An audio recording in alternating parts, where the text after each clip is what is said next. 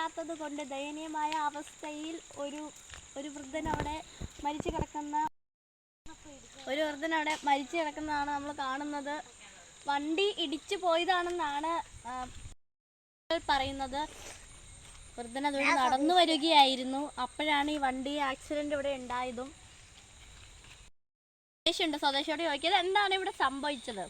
ഞാൻ അവിടെ ഇരിക്കുവാണ്. അപ്പൊ അവിടെ നിന്ന് ഒരു വണ്ടി വന്നപ്പോൾ എന്തോ ഈ ചേട്ടനെ ഇടിച്ചു വീഴ്ത്തിയാണ്. ഞാൻ ഓടി വന്നിട്ട് എല്ലാവരെയും വിളിച്ചു കൂട്ടി. എന്നിട്ട്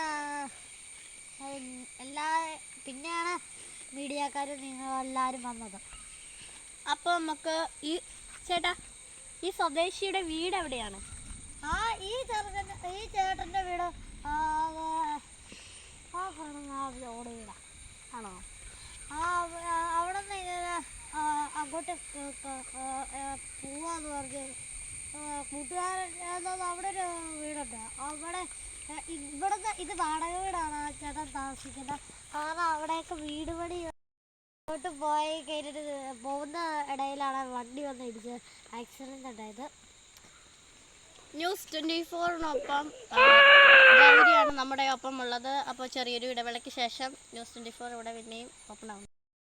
അപ്പോൾ അവിടെ നിന്നാണ് വണ്ടി വന്നത്. അതുകൊണ്ട് ഈ സൈഡിൽ ഒരു വലിയ പാറമട ആയതുകൊണ്ട് അപ്പൂപ്പൻ ആ സൈഡിൽ കൂടി നടന്നു വരികയായിരുന്നു. നടന്നു വരുമ്പോൾ വണ്ടിക്ക് ഈ വഴി കയറി ഈ വൃദ്ധൻ ഇതുവഴി നിൽക്കുന്നുണ്ട്. ഈ വഴി കയറി പാറമടയുടെ വീഴെന്ന് ഉറപ്പായതുകൊണ്ടാണ് ആ ആളെ ഇടിച്ചിട്ടിട്ട് വണ്ടി നിർത്താതെയാണ് പോയത്. അതാണ് വണ്ടി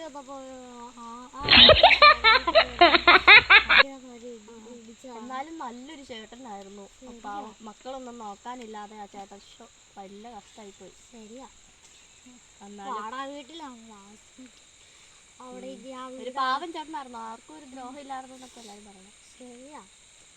കാലം ദൈവത്തിന് വിളിക്കാൻ തോന്നി, ദൈവം വിളിച്ചു. വണ്ടി ഇവിടുന്ന് പാളി വന്നാണ്. ഇപ്പോഴും നല്ല മഴ ഇവിടെ ഉണ്ട്. പാളി വന്നാണ് ആ ചേട്ടനെ ഇടിച്ചതെന്നാണ് ചിലവർ പറയുന്നത്. അപ്പോൾ ഇവിടെ നല്ല ഇപ്പോഴും മഴയാണ്. കാലാവസ്ഥ തെളിഞ്ഞിട്ടില്ല. 24 ന്യൂസായിട്ട് പിന്നെ ഒരിക്കലും കാരണം. Bye bye. ഈ വീഡിയോ ഇഷ്ടപ്പെട്ടെങ്കിൽ ലൈക്ക് ചെയ്യുക, സബ്സ്ക്രൈബ് ചെയ്യുക, ഷെയർ ചെയ്യുക. ബെൽ ഐക്കൺ കൂടി